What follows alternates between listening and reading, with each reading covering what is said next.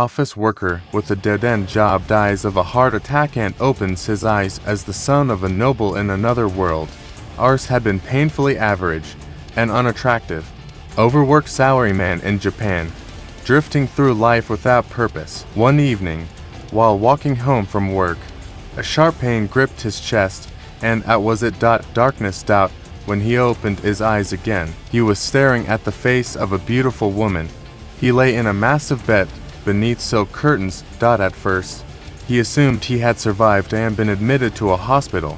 Then he saw a small flying dog drifting lazily near the ceiling. A maid bowed respectfully to the blonde woman beside him, and when Ars caught his reflection in a polished silver tray, he saw the face of a child. He had been reincarnated. 3 years passed peacefully. Ars devoted himself to learning everything he could: reading, writing, history, politics, geography. He absorbed knowledge obsessively. He discovered that the land he now lived in was called the Fourth Summer Kingdom, one of 7 former kingdoms that had once divided the continent before a brutal war unified them under one crown. He had been born into the house of a minor noble lord who governed a small village town named Lambert, and best of all, magic existed. Though still too young to formally train, the mere knowledge of it thrilled him. His new life was luxurious. A vast estate, servants tending to every need, a personal chef preparing exquisite meals daily. But there was something else, an ability, one no one else seemed to possess, to test it. Ars visited the estate's training grounds, where guards and aspiring soldiers practiced daily. The moment he focused on someone, numbers appeared in his vision, stats, ranks, abilities. He noticed a man struggling miserably with a spear, D rank in spear, D rank in sword, but B rank in archery. Interesting. Ars approached him and suggested trying a bow instead. The man scoffed at first, dismissing archery as unmanly. But, since Ars owes the future lord, he reluctantly obeyed. He drew the bow. Released. Bullseye. The crowd gasped. He fired again, and again. Every arrow struck true.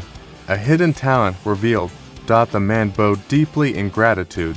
When others asked how Ars knew, he simply smiled. Instinct. The only frustrating part, he couldn't see his own stats. That evening at dinner, Ars discreetly examined his father. A rank across the board, a warrior capable of defeating 10 B-rank swordsmen simultaneously. Impressive. His father asked if Ars had advised the guard to switch to archery. When Ars admitted it, his father nodded approvingly. A future lord must recognize talent. That statement stayed with him, because the more Ars studied politics, the more uneasy he became. The ruling class of the Fourth Summer Kingdom was corrupt. Taxes were crushing farmers. Commoners were revolting. Officials suppressed dissent ruthlessly. If instability continued, civil war was inevitable, and as heir to Lambert he would be forced to lead. The thought terrified him. He wasn't a hero. He wasn't a warrior. He was just a man who had died once already. The next morning, Ars snuck into the village market disguised in a cloak. Even so, people quickly recognized him and greeted him warmly. He wandered the streets, quietly scanning townsfolk with his ability. Most had low ranks. Ordinary. Hardworking. But unremarkable. After prolonged use, his eyes began to ache. That's when he heard shouting.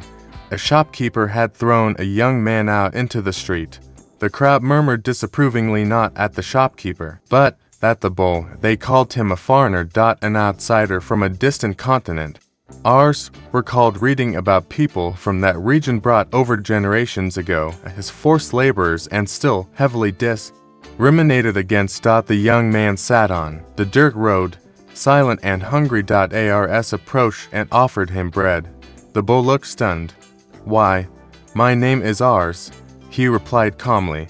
"What's yours, Ray?" Whispers spread through the crowd. Why would the future lord speak to someone like him? At first, Ray remained guarded, but hunger overcame pride. He accepted the bread. And when Ars activated his ability, his breath caught. A dash rank. Exceptional potential. Hidden beneath years of neglect. Ars smiled. Maybe He wouldn't have to face the future alone after all. Rei takes the bread hesitantly at first, then hunger wins. He devours it. As he eats, Ars quietly activates his magic eye. The numbers appear, and Ars nearly stops breathing. A dash rank. Another rank. S rank potential. Combat, instinct, growth. The overall evaluation rivals no. Nearly matches his father, Lord Raven. This boy discarded in the streets could one day become one of the strongest men in the kingdom. R's eyes begin to sparkle. Rei notices. Why are you staring at me like that? Crete out. He steps back and starts walking away. Thanks for the bread. Ars follows him into a narrow alley. Wait, I said leave me alone. Ars straightens. My name is Ars Levant, son of Lord Raven of Lambert. Rei pauses. I want to hire you, Ars says plainly. As my bodyguard. Rei stares. You're joking. You'll get proper pay, a roof, and as much good food as you want. That last part makes Rei hesitate. After a long silence, fine. Back at the manor, they sit at the grand dining table. Exquisite dishes are placed before Ars. He looks across the table and freezes. Rei is handed a chipped plate with plain beans. The maid speaks stiffly. We cannot serve someone like him the same food as the young master. The butler adds, he may leave once he finishes. Ars slowly stands. He drags his chair beside Rei. If he eats that, I eat that. The room goes silent. He is my guest, Ars says calmly. Serve him properly. There is no anger in his voice, only authority. The staff hesitates, then obeys. Rei eats quietly. Stunned. Later, Rei explains his past. He was raised by a mercenary band who found him as a child. They taught him to fight, to survive. Recently, they were wiped out in battle. He has been alone ever since. Ars listens without interrupting, then brings him to his father. Lord Raven studies Rei with a hard expression. You want him as your guard? Yes, Raven's gaze sharpens. You understand what people will say. I do. Silence. Finally, Raven speaks.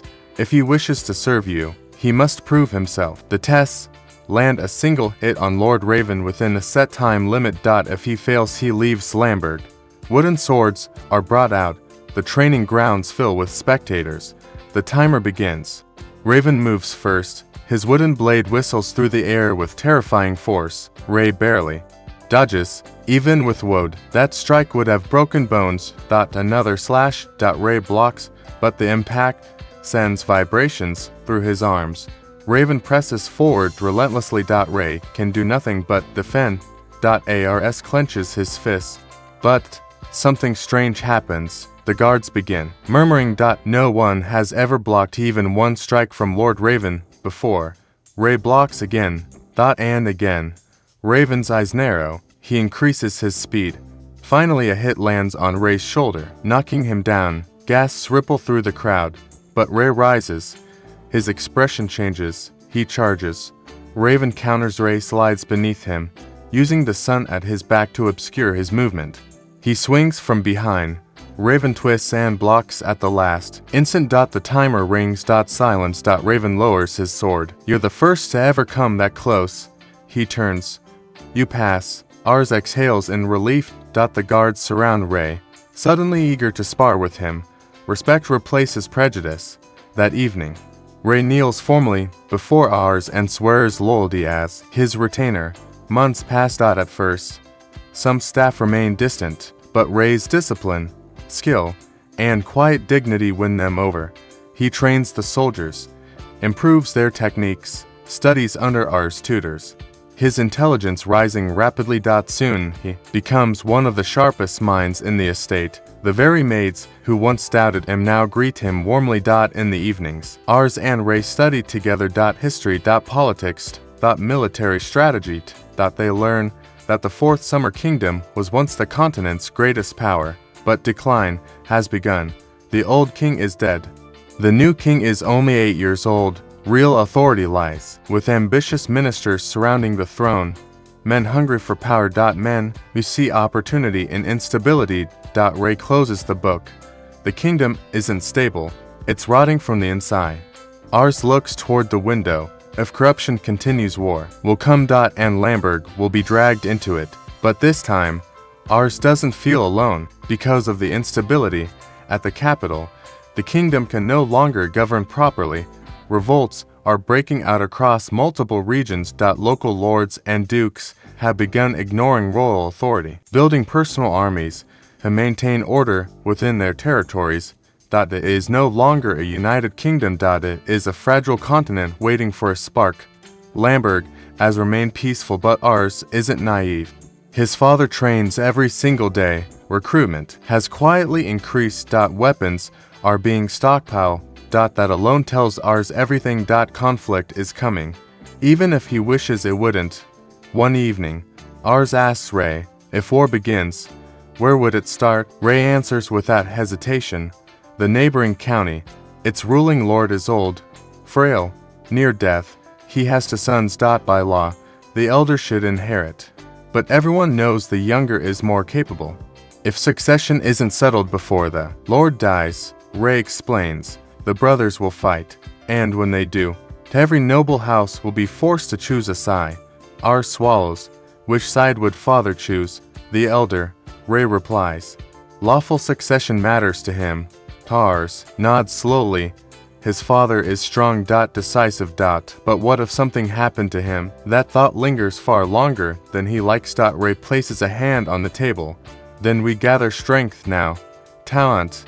Allies. Before we need them. Ars agrees. The next morning, as they prepare to leave for the neighboring town to scout talent, Lord Raven stops them. If you find one thing, he says, find image. A single great wizard can turn a lost battle into victory. Ars lowers his gaze. He remembers the magic gem his father once gave him, meant to awaken latent talent. Nothing happened. No affinity. No spark.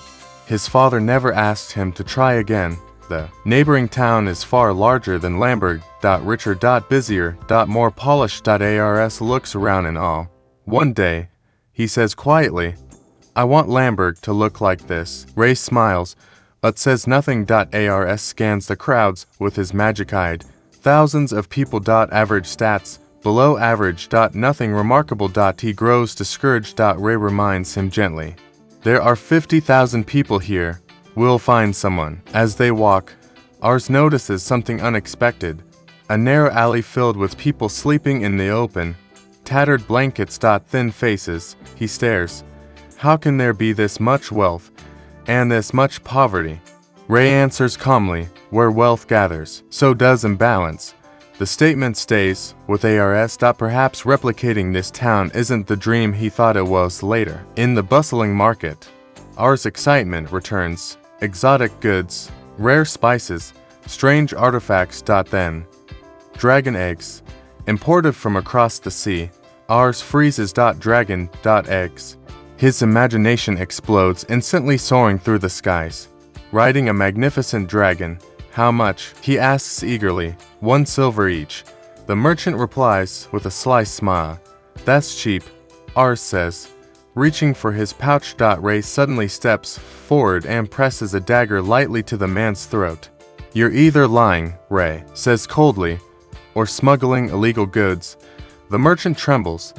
Imports from foreign continents have been banned for a year. Real dragon eggs are rarer than royal jewels. How would a street vendor obtain multiple eggs? Ray asks quietly. The intent in his eyes is lethal. Ray. Ars says firmly. Ray freezes, then withdraws immediately, bowing his head. My apologies. Ars sighs. Let's just leave. Later, while buying dessert, Ars feels a sudden bump. His coin pouch disappears. There, Ray shouts. They chase the thief through crowded streets. Ray grabs the cloak. It slips free, revealing a young girl with blue hair. She darts into an alley. When they reach it, they find her cornered by 3 thugs. One punches her to the ground. Ars steps forward, anger rising. The leader swings at him, but Ray intercepts, crushing the man's arm and driving a fist into his stomach. The others rush and Ray dismantles them in seconds. They flee. Silence falls over the alley. The girl sits on the ground, clutching Ars' pouch. Her eyes are sharp. Defying. Not afraid. Ars activates his Isekai and his heart skips. High intelligence, exceptional mana capacity, has rank potential in magic. He slowly smiles. At last image through his Isekai. Ars confirms it again. S rank potential in magic. Not talent. Genius. He steps toward the blue-haired girl. Come with me, he says. Become my vassal. Rei frowns slightly. She just stole from you. I don't care. Ars replies. I'll give you a salary, food, a safe place to live. The girl looks at him with open contempt. I'd rather die than serve a spoiled noble brat. Her voice is sharp. All nobles are the same. You grow rich while people like us starve. She reveals the truth. She had once been taken in as property by a noble household. She ran away. The men chasing her weren't random thugs, they were trying to return her. Ars tries again. You'd make an incredible mage. I've never even used magic, she snaps. Rei quietly tells Ars it's pointless. The girl tosses the pouch back without argument. Then a group of small children rush into the alley and gather around her. They cling to her. She's taking care of them, feeding them, protecting them. Ars feels something tighten in his chest. Without a word, he hands the pouch back to her. She hesitates, then accepts it.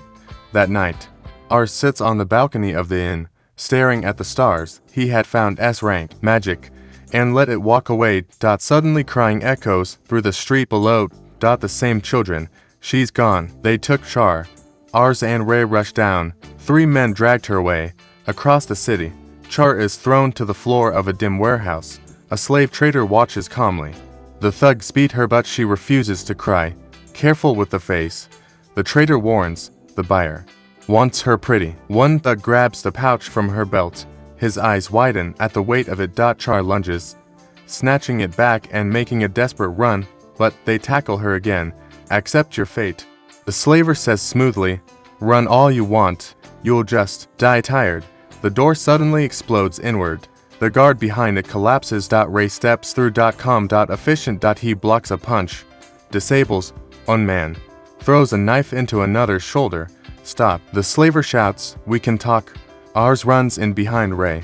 Char, are you okay? She stares at him in disbelief. The slaver quickly assesses Ars' clothing. A noble. He changes tone instantly. What may I do for you, young master? Release her. I'm afraid that's impossible. The man replies smoothly. Slave trade is legal here. I don't care. Char whispers urgently. Leave. You'll get hurt. Ars activates his magic eye again. Her stats flicker. Ambition 1. Almost 0. She has given up. Something inside him snaps. Everyone deserves a future, Ars says, voice trembling but loud. It's not your right to decide hers. The slaver laughs. A slave's future is serving well. Adults are supposed to protect children. Ars shouts. She decides her own future. Char freezes. She can't remember the last time someone stood in front of her like this. Rainy nights alone. Cold winters. Stealing to survive. Never crying. Until now. Tears finally spill down her cheeks. The slaver sighs. Patience gone. You're interfering with business. More men descend the stairs, surrounding them. One sneers at Ars. Rei moves. He lifts the man by the throat and slams him into the floor. You've made a grave mistake. Rei says quietly. You insulted Lord Ars. He draws his dagger. The goons rush him. Broken bottles. Knives. Clubs. Rei moves like flowing water. Every strike misses him by inches.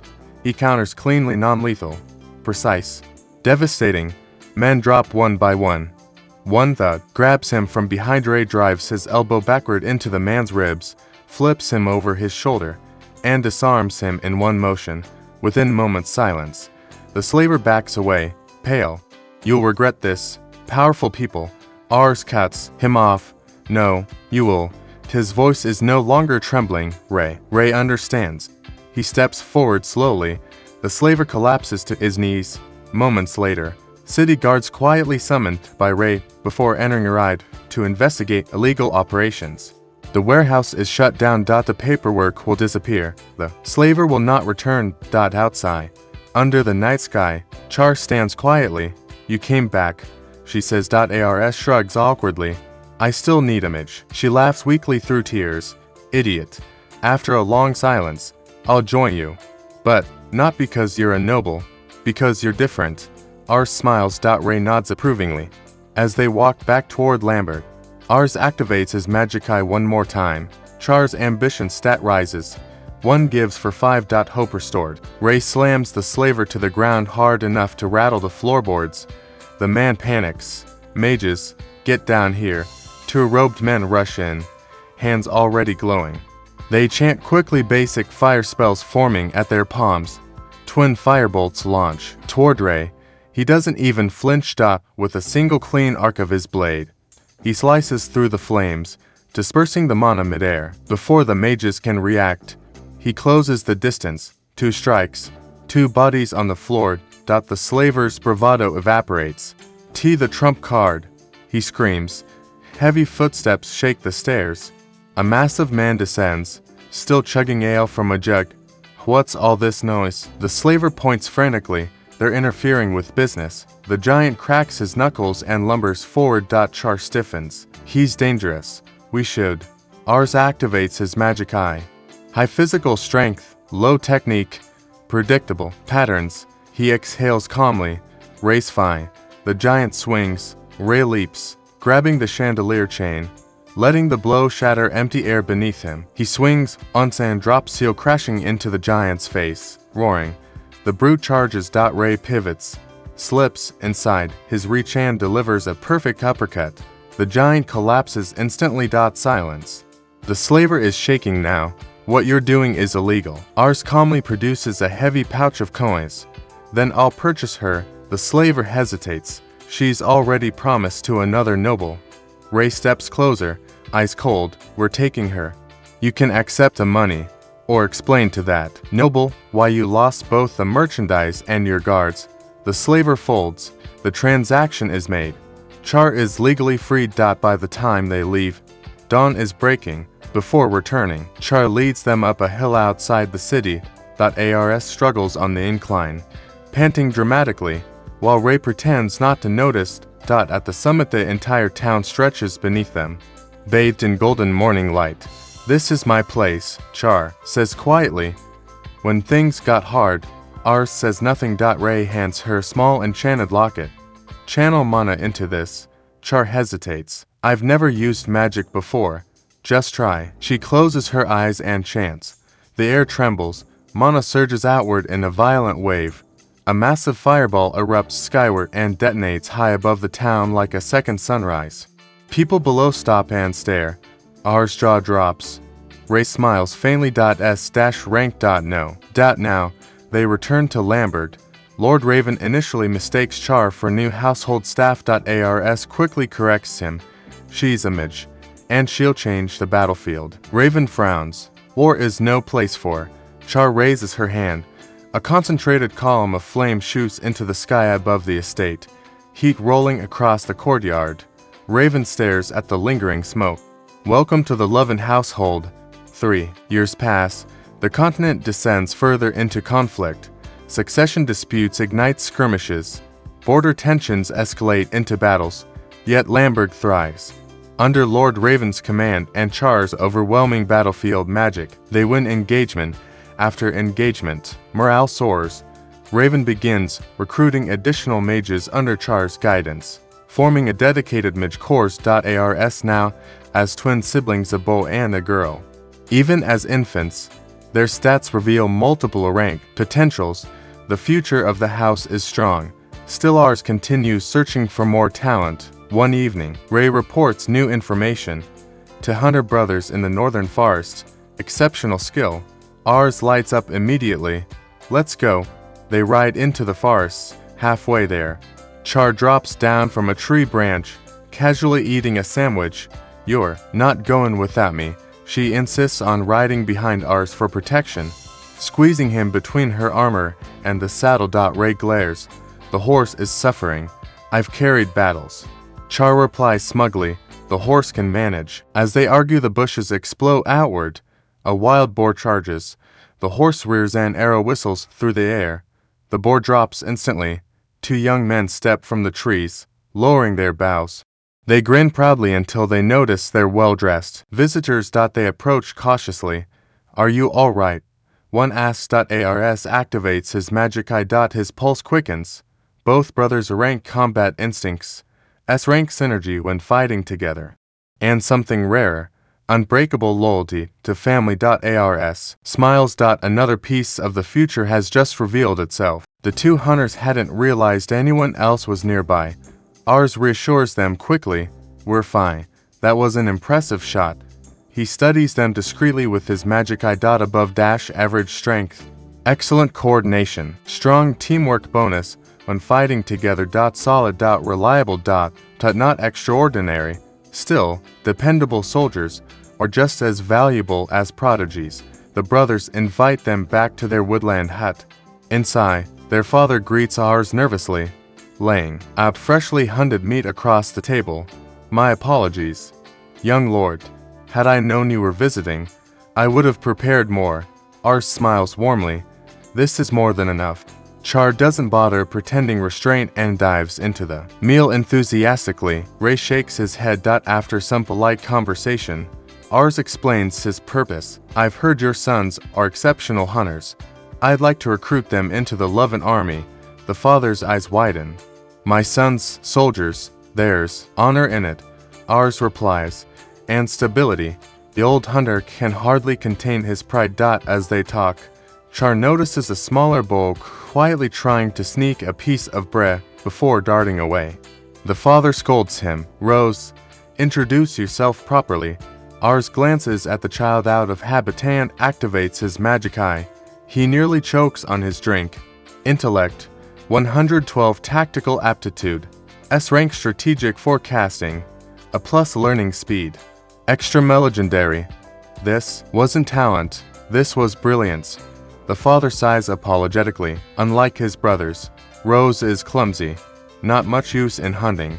Ars' eyes shine. I want him as my vassal. Silence fills the room. The brothers stare. The father blinks. Rose, surely you mean one of the older bows. Ars kneels to meet the child's eyes. Would you like to work with me? Rose freezes, then bursts into tears. I don't want to fight. I'll die. He runs into his room. Ars feels a familiar sting of rejection. The father sighs heavily. Since his mother passed, he's kept to himself. Doesn't train, doesn't hunt, just hides with that old book she left him. Strength isn't everything. Ars replies gently. Intelligence wins wars too. He asks for one more chance. Inside the small bedroom, Rose is curled up with a worn book. The moment he sees Ars, his eyes well up again. I won't hurt you, Ars says softly. Do you like reading? Rose nods faintly. Mother used to read to me. This is the only book we have. Ars thinks for a moment. I have a library, bigger than this whole house. Thousands of books. Rose sniffles. Can I read them? All of them. Even take one with me. Ars smiles. You can take as many as you want. After a long silence, Rose nods. Later that day, the three brothers arrive at the Loven estate. The older two are wide-eyed at the scale of it. Rose clings nervously to Ars. When a stable bull tries to greet him, Rose panics and hides behind Ars' coat. Ars asks Char to show the older brothers around. He personally brings Rose to the library. The doors open. Shelves upon shelves stretch upward toward the ceiling. Rose stands frozen, then slowly walks forward, touching the spines like their treasure. Ars sits at a nearby desk to study as well. At some point he falls asleep. Hours later, he jolts awake in panic. Rose might have run away. He rushes to the library. And stops. Rose is asleep on the floor, surrounded by stacks of books. Ray stands nearby, arms crossed. He's remarkable, Ray murmurs, picks up new words instantly, asks questions most adults wouldn't consider. Ars activates his magic eye again. Intellect, 118 tactical aptitude, S-rank strategic modeling, a plus. It's increasing rapidly. That's when the older brothers enter, laughing. Look at him. Can't even read properly. Ars turns sharply. What do you mean? We're hunters. One explains. None of us learned to read. Only Mother could. She told Rose stories, but never taught him. Rose stirs awake. Ars kneels beside him. Rose, how were you reading those books? The The boy rubs his eyes. I wasn't reading before. He looks down at the open pages. I figured it out. Silence fills the library. Ray exhales slowly. Self-taught literacy. In one afternoon. Ars feels it again, that certainty. He hasn't just found a tactician. He's found a mind that could reshape a kingdom. Rose's answer leaves the entire room silent. I learned by listening to Mother, he says softly. I matched her words to the shapes on the page. His brothers stare at him. You were only 2. One says, how can you remember that? Rose hesitates. I remember everything. Ars activates his magic eye again. Perfect recall. That's cognitive retention. A prodigy. Beyond ordinary genius. The next day, Ars decides to strengthen Rose's confidence. Archery isn't the only way to hunt. Ars tells him, you can design traps, outsmart prey instead of chasing it. Rose's eyes flicker. I've thought about it. But, try. A few days later, Rose's father returns to the forest clearing and stops dead in his tracks. A massive trap structure stands in the middle of the woods. Inside it 3 adult boars. The older brothers beam with pride. Rose designed it. Rose explains nervously. Male boars are provoked by bright yellow. I painted the hanging gate, that color, when they charge it. The mechanism collapses. He gestures toward the perimeter. And I hung wild sage around the boundary. The scent repels females and piglets. He swallows. So, we won't overhunt and ruin the population. Silence. He looks at his father for approval. None comes. That night, Rose sits alone, blaming himself for his mother's death, believing his birth caused her illness. On the roof, his brothers ask their father why he's so hard on Rose. The old hunter breaks down. I'm strict, so he'll hate me, he whispers, so leaving will be easier. He belongs somewhere, his mind will be valued. Below, Rose hears everything. And cries. Not from guilt, but from love. The next morning, Ars arrives expecting only the older brothers. Instead, Rose rushes out with an oversized pack. He hugs his father tightly. I could never hate you, he says through tears. I'll become someone great, and then we'll live together again. The old hunter weeps openly. All 3 brothers kneel. They swear loyalty to Ars Levant. 3 more years pass. Ars turns 9. Lord Raven falls ill. The political situation worsens. A year ago, the Duke of Mission died, naming his younger son heir. The elder brother rejected the will, claiming forgery. The duchy split. Civil war erupted. The neighboring duchy of Saxe invaded amid the chaos. Now the entire region teeters on open war. Ars requests permission to lead troops in his father's place. Raven refuses. You have another duty. My duty is war. No. Raven replies calmly. Your fiancé arrives today. Ars freezes. Fiancé. Raven sighs. You were betrothed before birth. He hands Ars a letter sealed with an elegant crest. Ars immediately runs to gather Ray, Char, and Rose. This is an emergency. In battle. Char asks, worse, before he can prepare himself mentally. A maid rushes in. She has arrived. Ars walks to the gates in a daze. In his previous life, he never even had a girlfriend. Now formal political fiancé stands waiting. She curtsies gracefully. My name is Lisha. Ars activates his magic automatically. Diplomacy 100. Ambition 80. Political insight.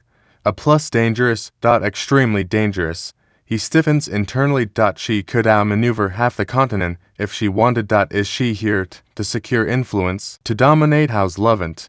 Then she smiles. And his brain short-circuits. All strategic analysis temporarily vanishes. He invites her inside. Her butler glances at Ray with clear prejudice, but Lisha calmly interrupts him. I am well aware of Sir Ray's battlefield record, she says gently. You will apologize. The butler stiffens and bows. Ars blinks. She didn't just defend Ray. She did it smoothly, politely, strategically. The servants present her with roses. She thanks each one personally, compliments the estate, addresses even the lowest staff with respect. Ars watches, trying to decipher her intentions. At dinner, she sits with perfect posture. Mid-conversation, she tilts her head slightly. You have sauce on your cheek. Ars panics and wipes the hard. She laughs softly. Not mockingly. Warmly. Rose watches from across the table, analyzing silently. Char narrows her eyes. Ray observes, without expression. Lisha takes a small bite of food and speaks again, tone gentle. Here Lamberg has been quietly strengthening its military. Ars nearly chokes. She knows, of course she knows. Her diplomacy may be flawless, but her intelligence is just as sharp. The political game has begun. Ars wipes the sauce from his cheek in a panic. Lisha doesn't laugh at him. She simply smiles. He notices how effortlessly she keeps the conversation flowing. With her, even small talk feels natural. If he hadn't seen her stats diplomacy, 100, ambition, 80, he would have already fallen for her completely. She remarks that Lamberg looks lively on the way in. I would have loved to show you around, Ars says. If the weather wasn't so gloomy, it will clear soon, Lisha replies calmly. Almost on cue. The rain slows. Clouds drift apart. Sunlight spills across the courtyard. Ars stares at her. You don't control the weather, do you?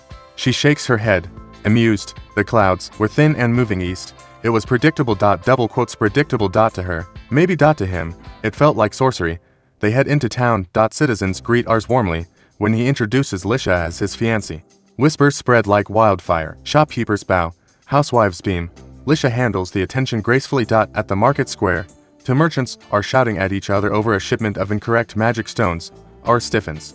If he mishandles this in front of her, she'll think he's incompetent. Before he can step forward, Char appears. Want me to silence them permanently? Please don't, Lisha says gently. She immediately recognizes Char. You must be Lady Char, the flame of Lamberg. I've heard incredible stories. Char blinks. Lisha extends a hand respectfully. I'm honored. Char is instantly disarmed. Ray, watching from behind, narrows his eyes. Lisha then turns to Ars. May I handle this, in exchange for a small favor later? Before he can even process that sentence, she's already between the merchants. She doesn't shout. She doesn't threaten. She smiles. Gentlemen, fighting will only ruin your handsome faces. They stop mid-argument. She introduces herself as Ars' fiancée. That alone shifts their posture. Then she listens. One sells sound magic stones, the other needed fire stones. Lisha proposes something simple. She will purchase the excess sound stones. Her territory lacks them. In exchange, she will range discounted fire stones from her homeland, which sits near a volcano. Both merchants profit. Both save face. Both gain a trade route. And of course, she says sweetly, this solution was inspired by Lord Ars' leadership. The merchants thank Ars enthusiastically.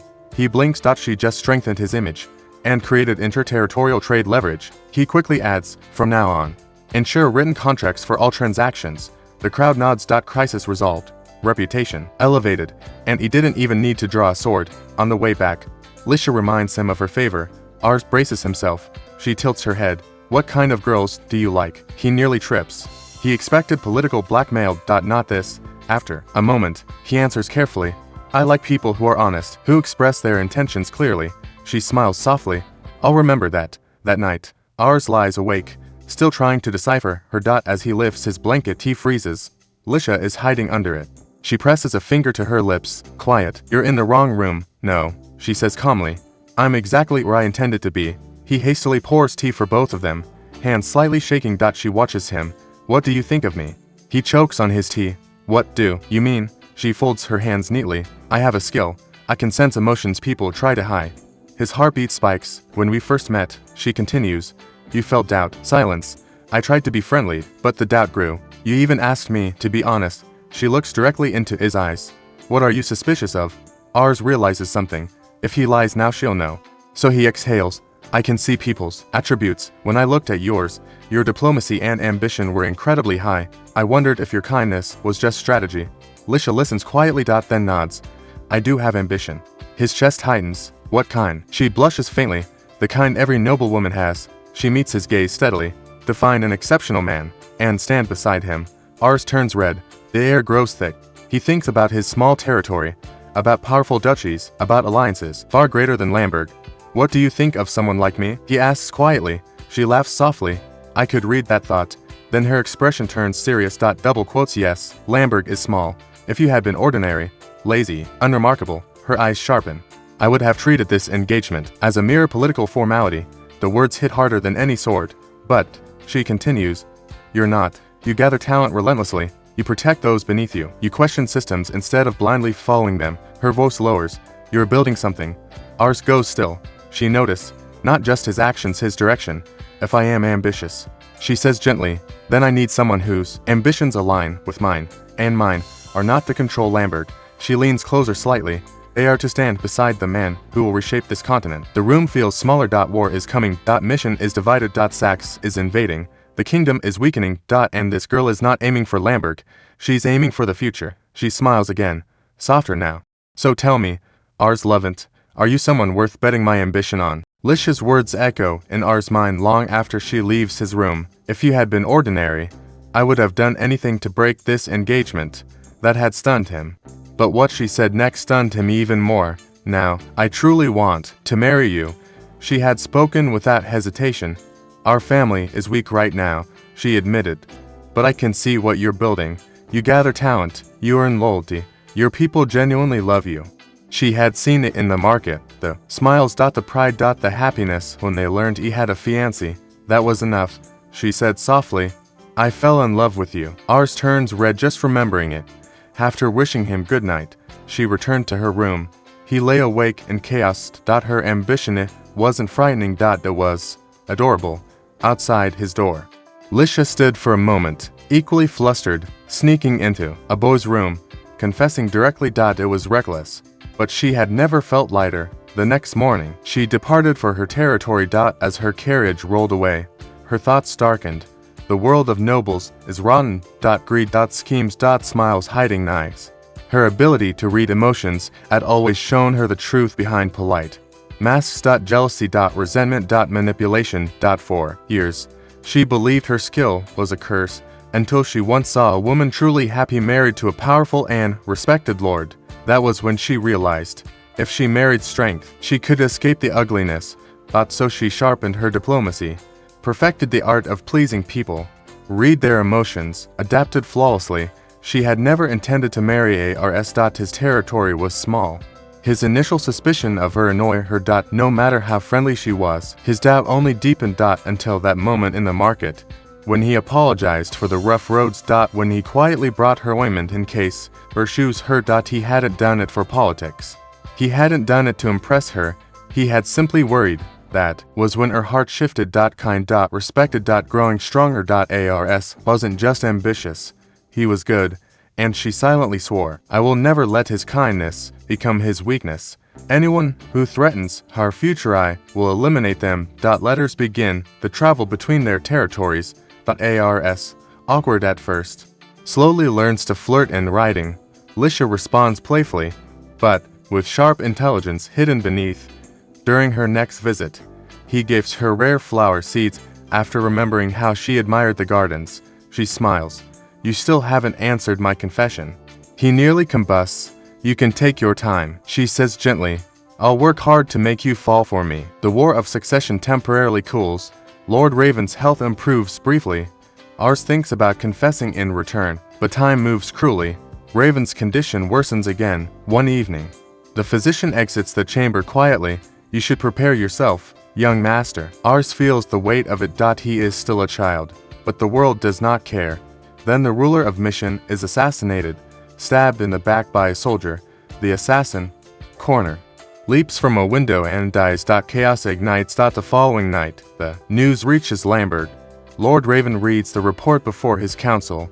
He turns to Rose. What do you think? Rose, now calmer and more confident, speaks clearly. With the ruling duke dead, both claimants will mobilize. Civil war is inevitable. We must prepare. Raven nods slowly. The county chief of Kanar must choose a side. He exhales heavily. Chief Lumi will likely back the elder son, which means Lambert must do the same. But, as Raven rises, he collapses. Unconscious. Days later, a summons arrives. The Lord of Lamberg is ordered to attend council in Kanar. Ars reads the letter silently. My father cannot go, he says. Ray nods. I will attend with Lady Char. Ars looks up. I'm going to. Ray studies him. Then bows. As you command, Lord Ars. The next morning, they depart. When they reach Kanar, Ars is stunned. The city dwarfs Lambert, high walls, crowded districts, a fortress that feels like a capital. They approach the castle gates. Guards cross their halberds. Ars steps forward and presents the sealed summons letter. The guard inspects it carefully, then his eyes widen slightly. You are Lord Ars Lovent. The title feels heavy. Yes, the gates begin to open. As they step inside, Rose, who insisted on coming, whispers quietly beside him, "This council won't just determine mission's success. Ars glances at him. It will reveal who sees Lamberg as a pawn and who sees it as a threat. Up ahead, inside those towering walls, powerful nobles are already choosing sides. And today a 90-year-old beau will step into that arena." The castle gates of Canar close behind them with a heavy thud. The guard had doubted Ars at first, but the moment he recognized Char as the Fire Princess and Ray as the Grim Reaper of Lovent, his attitude changed instantly. Power speaks louder than age. Inside, they meet Ren, Lord Lumi's trusted vassal. Ars discreetly checks his stats: balanced, reliable, high in diplomacy and strategy, a man who fills gaps. Ren smiles warmly. "I didn't expect the young lord instead of Lord Raven." Then, casually, "If either of you," he says to Ray and Char, "ever wish to serve under Lord Lumi, you would be greatly valued."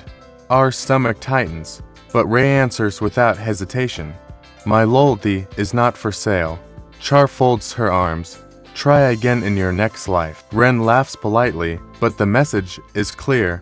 Lamberg's strength is visible and coveted. Inside the meeting hall, Ars feels suffocated. Veteran lords. Cold eyes. Whispers. He takes a seat quietly. An elderly noble smiles and offers him cookies, remembering him as a child. Across the table, a large, heavy-set noble stares with open disdain. Then the doors open. Lord Lumi enters. Ars immediately analyzes him. Leadership, high authority, high military, strong, impressive, but not overwhelming. Then he glances at Ren again. And understands. Separately, strong. Together, formidable. Lumi speaks. "The ruler of Mission has been assassinated. War is inevitable." Silence grips the room. "We will support Lord Kern, the elder son." No one objects. Ars follows the others and pledges support. Lumi continues. "Maintain standing armies. The neighboring county may exploit this instability." The message is clear. Prepare for more than one war. After dismissal, Lumi approaches Ars personally. "Lamberg is small," he says calmly, "yet you've gathered extraordinary talent." Ars stiffens.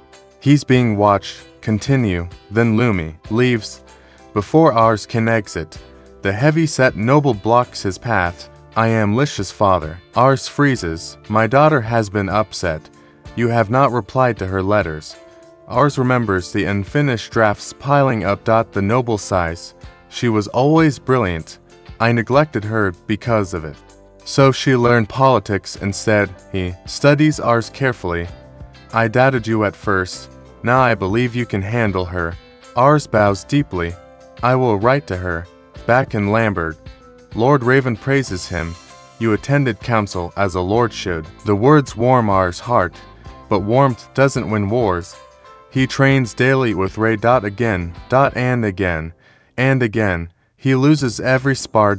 No matter how much he studies tactics, real combat overwhelms him. Rest.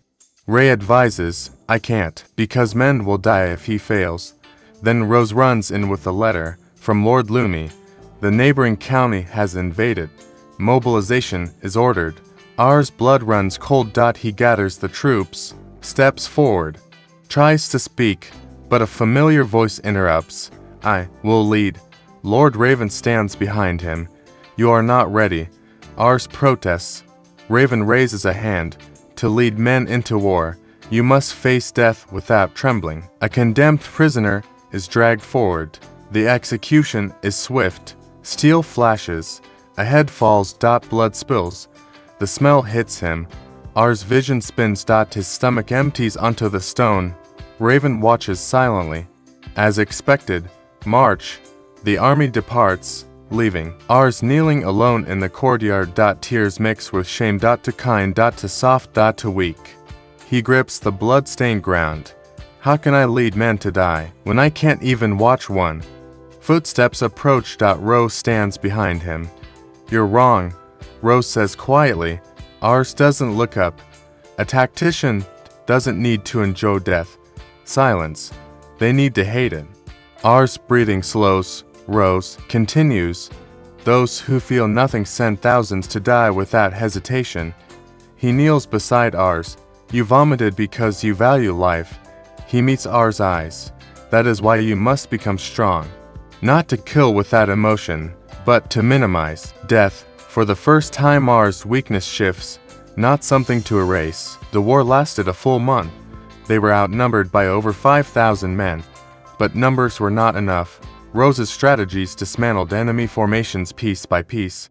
Char's overwhelming magic shattered morale before blades ever crossed Ray. And Lord Raven carved through the battlefield like incarnations of death. Against all logic they won. The enemy castle fell. Victory came at a cost. For days after Ars' 12th birthday, the army returned home. Lord Raven did not dismount proudly. He was carried inside. That night, Ars stood outside his father's chamber, bruised and exhausted. He had been training relentlessly. Ray explained the situation quietly. It's worse. Then Ray noticed the injuries covering Ars' body. Who did this? I did, Ars answered calmly. Training. He looked down at his hands. My father fought a war in worse condition than this, because I wasn't ready. Ray's voice softened.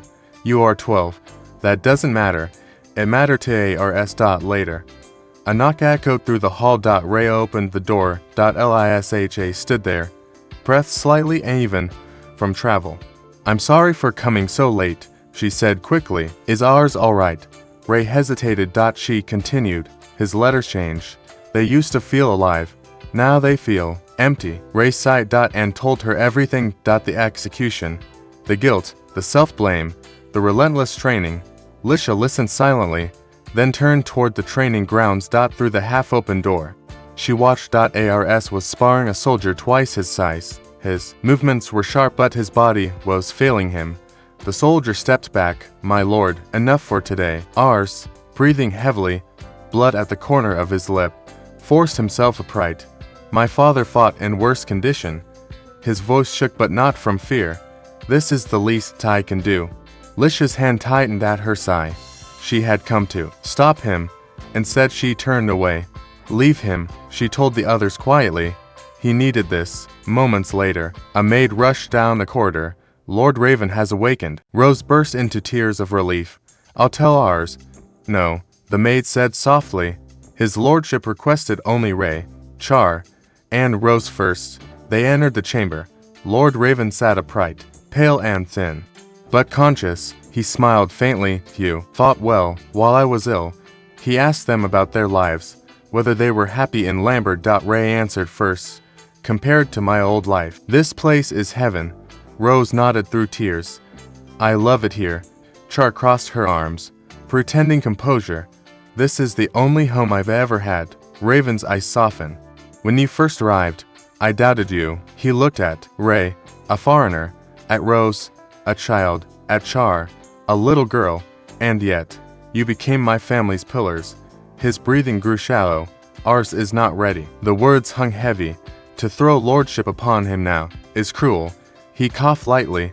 I should have taken him to the battlefield sooner. I tried to shield him.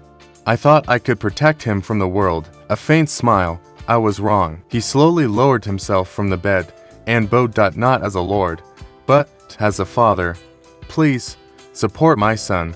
When I no longer can, tears streamed down Rose's face. I'll study harder. I'll solve every problem for him. Char clenched her fists.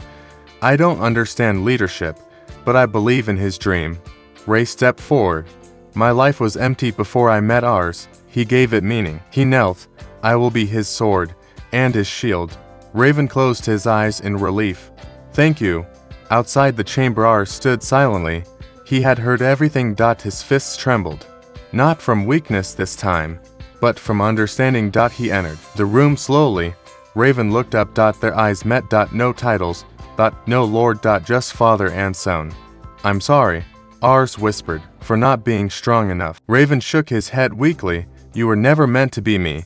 He reached out with trembling fingers. You are meant to be greater. A long silence. Then, I am proud of you. Those words broke something inside Ars. Tears fell freely now. He knelt beside the bed. I'll protect everyone. Raven smiled faintly. I know. His hand slipped from R's cheek. And fell still.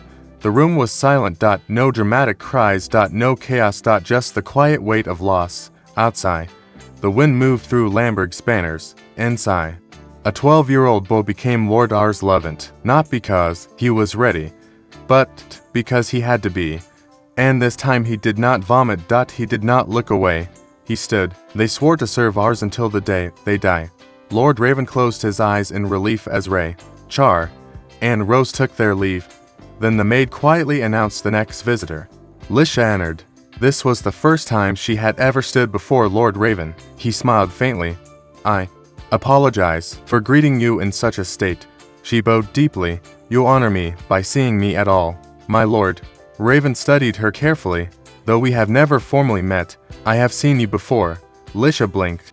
It was years ago, at your mother's funeral. Her breath caught. I attended quietly. I saw a young girl crying like any daughter would. His voice softened. But when your little brother began crying from hunger, you wiped your tears away first. Lisha's fingers trembled. You gave him your cookies. Silence filled the room. That was the moment. Raven continued.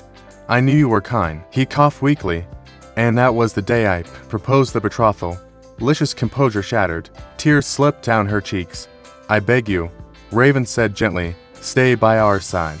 Help him carry what I no longer can. She nodded through tears. He's trying so hard to be like you. A faint smile touched Raven's lips. Then he is already failing. She looked up, startled. He must become himself. A pause. You truly love him, don't you? Lisha didn't deny it. She bowed one last time and left the chamber. Outside, she saw Ray standing beneath the moonlight, face unreadable. The moment she stepped out of sight, Ray broke. Years of discipline shattered into silent, uncontrollable sobs. Soon after, Rs was called in.